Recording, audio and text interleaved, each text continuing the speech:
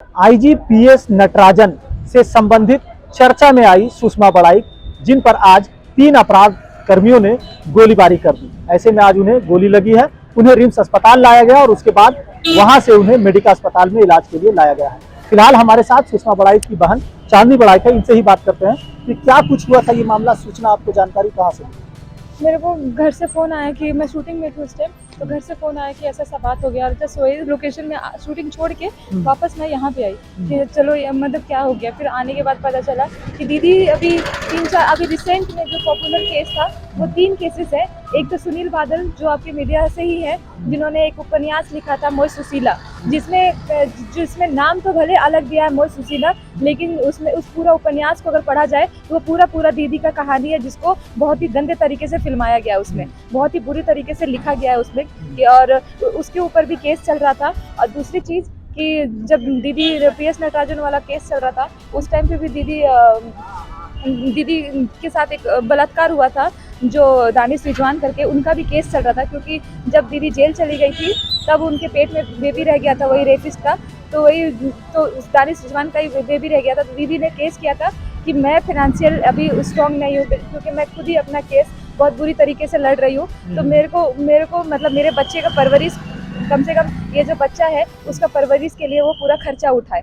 तो अभी ये केस बहुत ही हाईलाइट हुआ था, ये केस बहुत ही अभी कुछ दिन पहले की बात है ये, तो ये दानिश रिजवान वाला भी केस बहुत हाईलाइट हुआ था। तो ये सारे जितने भी नटराजन का, पीएस नटराजन का लेकर के, उपन्यास का लेकर के और ये जो दानिश रिजवान का, इस सारे केसों को एक साथ ही चल रहा था सारा कुछ। तो आज वो दीदी केस के लिए ही जा रही थी कोर्ट, जिसकी वजह से जाते जाते ये अभी जिन्होंने गोली चलाई, जिन पर आरोप की बात आ रही है कि जो अपराध कर्मी थे, ये लोग कौन थे? क्या पहले से इनके साथ कुछ इस तरह का? नहीं, इनके साथ ये स्ट्रेंजर थे, इनके बारे में नहीं पता।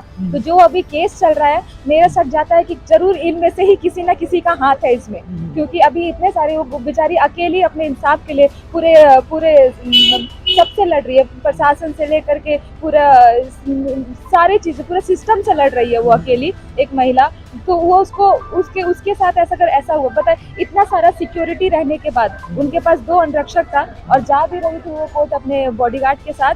अगर उनके साथ जाते समय, बताइए, बॉडीगार्ड के साथ होने में भी अगर उनके साथ हमला हो सकता है, तो इसका मतलब गवर्नमेंट को भी सख्त, मतलब कहीं ना कहीं तो शक होगा आपको कि इनके तरफ से कुछ ऐसा? नहीं, अभी मेरे को किसी पे शक नहीं है, क्योंकि देखिए वो इतने सारे केसेस चल रहे थे, तो ये किसी का भी काम हो सकता है, तो मैं किसी पे उंगली नहीं उठा सकती कि उसका काम है, उसका काम है, उसका काम है, क्योंकि इतने अभी वो सारे केसेस के जो हायरिंग चल रहा था कोर्ट में, तो उसी पर्पज से वो कोर्ट जा रही थी, ठीक है। इसी केस, जितना भी केस चल रहा था उनको लेकर के अब यहाँ कैसे पहुंचे मेडिका अस्पताल में? उनको लेकर के कौन लेकर के आए?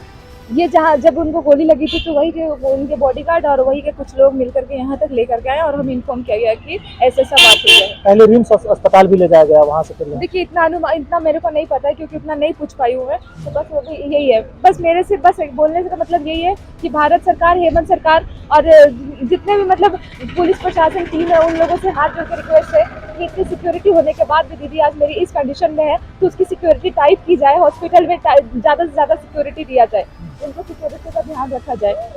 क्या आप कौन हुई सुषमा जी? मैं सुषमा बड़ाइक की छोटी बहन हुई। मेरा नाम चांदनी बड़ाइक है। बिल्कुल, तो सुषमा बड़ाइक की बहन चांदनी बड़ाइक का कहना है कि केंद्र सरकार हो या राज्य सरकार, तमाम सुरक्षा के जो इंतजाम है उसके बावजूद भी ये यहाँ पर कहीं ना कहीं गुहार लगा रही है कि हमें मदद किया जाए। ऐसे में पीएस नटराजन मामले में चर्चा में आई, सुर्खियों में आई। आज सुषमा बड़ाइक के साथ अपराधियों ने गोलीबारी की है, उन्हें रिम्स अस्पताल ले जाया गया और वहां से अब बेहतर इलाज के लिए मेडिका अस्पताल में डॉक्टर मयंक शेखर के अंडर में फिलहाल इलाज चल रहा है और बेहतर इलाज के लिए डॉक्टरों की टीम भी लगी हुई है। अब देखना होगा क्या कुछ इलाज में चलकर सामने आता है, अपराधियों की शिनाख्त कैसी होती है और क्या कुछ ये पूरा मामला था, ये आने वाला समय बताएगा। अपने सहयोगी राजेश के साथ मोइजुद्दीन, समाचार प्लस, रांची।